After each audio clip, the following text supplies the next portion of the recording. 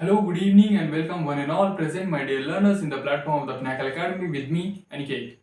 तो आज मैं आप लोगों को सिलेबस बताने वाला हूँ कि सिलेबल्स क्या होता है। सिलेबस नहीं, सिलेबल्स। यहाँ पे जैसा कि आप लिखा हुआ देख भी रहे होंगे, सिलेबल्स।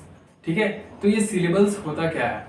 तो syllable is that part of a word which is pronounced in one breath और सिंगल ब्रेथ। यानी कि सिलेबल वो होता है जिसको हम एक सांस में बोल पाते हैं। ठीक है, यानी कि एक सांस में हम जिस वर्ड के जिस पार्ट को प्रोनाउंस करते हैं उसको हम कहते हैं सिलेबल। और इस सिलेबल में एक या एक से अधिक यानी कि 2, 3, 4, 5, 6, 7, 8 फनीम्स तक हो सकते हैं। ठीक है, तो जैसा कि हमारे पास होता है मोनोसिलेबिक। ठीक है, मोनोसिलेबिक कहने का मतलब है कि एक सिलेबल वाला वर्ड। उसके बाद है डाइसिलेबिक या बाइसिलेबिक, जिसको हम डाइसिलेबिक और बाइसिलेबिक दोनों सेम होता है, जिसमें 2 सिलेबल होता है। और उसके बाद होता है ट्राइसिलेबिक, उसके बाद होता है क्वाड्रिसिलेबिक।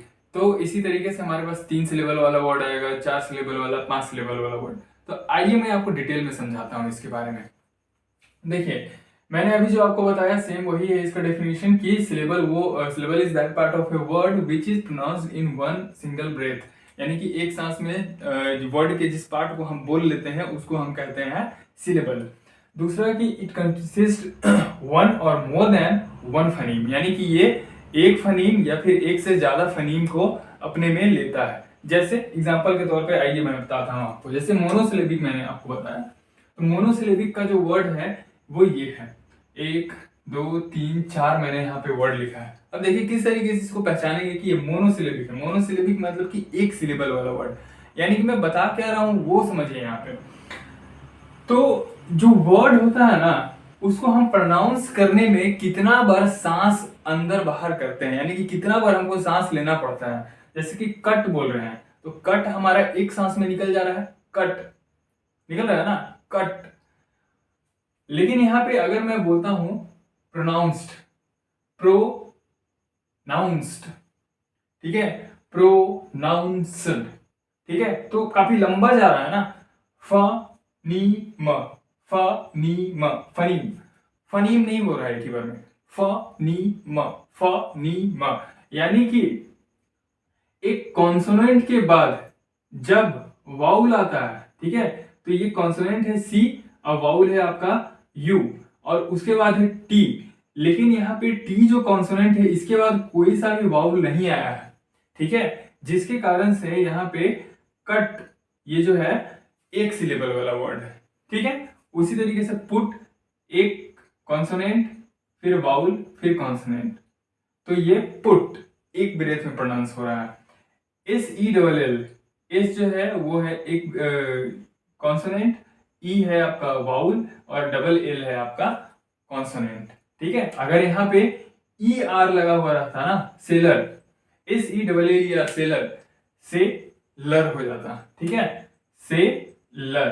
ठीक है, तो ये 2 यानी कि डाइसिलेबिक हो जाता, मोनोसिलेबिक नहीं रहता।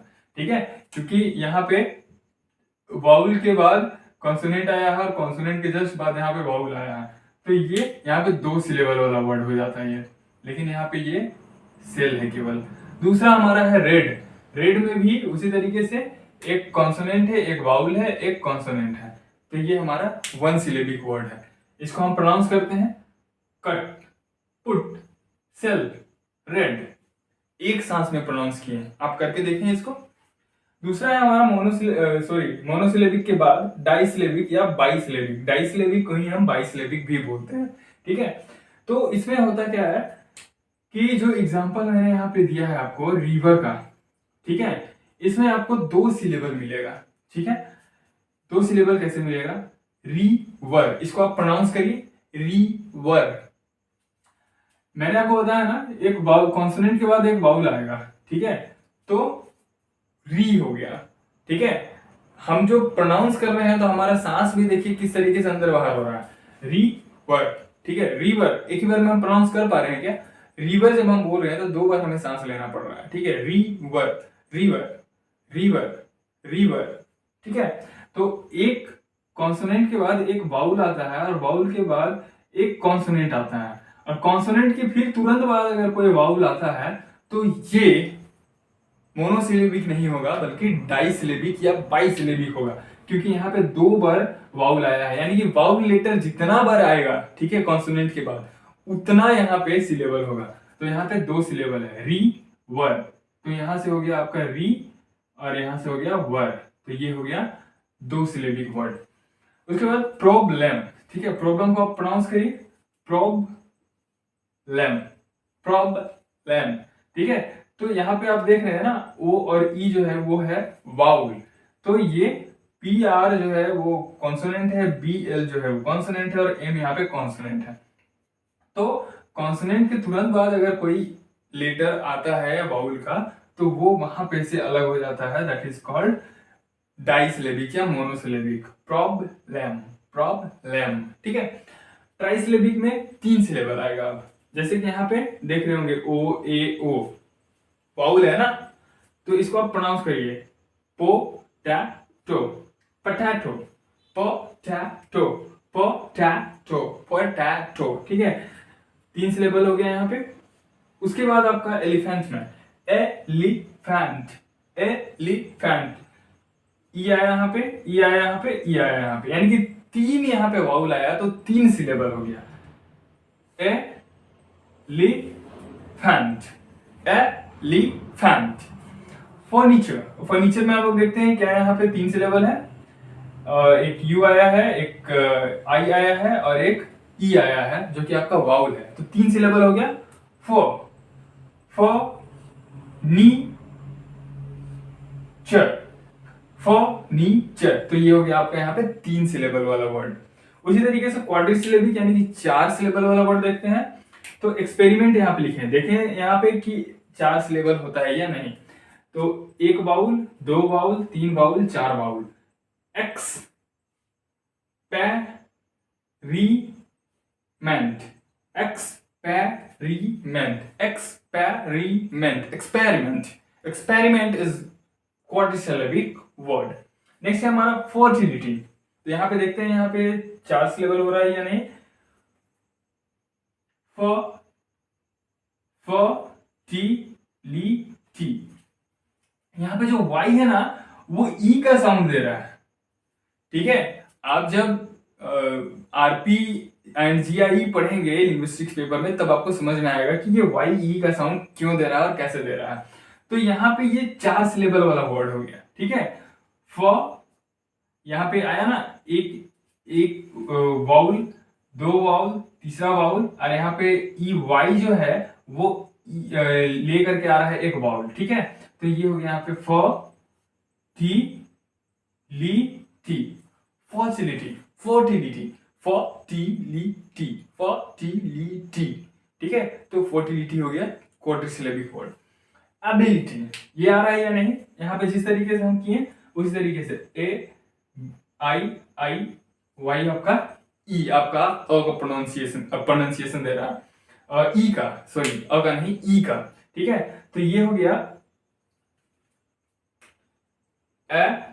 Ability, ability, ability.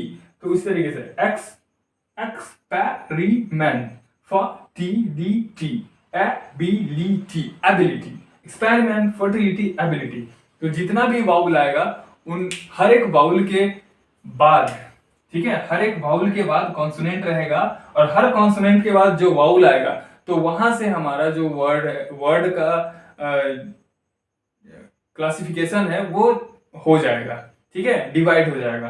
तो क्या है यहाँ पे, फिर से आप एक बार देख लें कि सिंगल एक ब्रेथ में हम जो वर्ड का पार्ट को पढ़ लेते हैं दैट इज कॉल्ड सिलेबल, ठीक है। आई थिंक कि आप लोगों को अच्छे से समझ में आया होगा ये सिलेबल।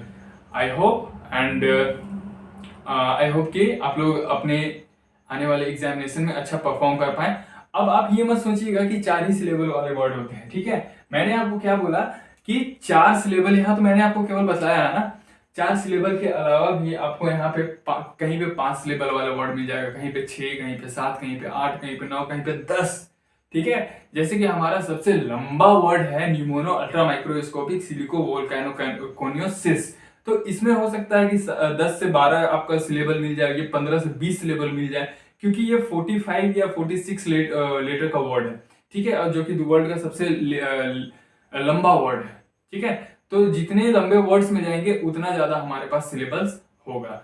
सो आई होप कि आप ये समझ पाए होंगे और आप घर में जरूर प्रैक्टिस करेंगे और कमेंट्स के माध्यम से आप मुझसे जरूर क्वेश्चंस करेंगे। So thank you and best of luck to all my dear learners.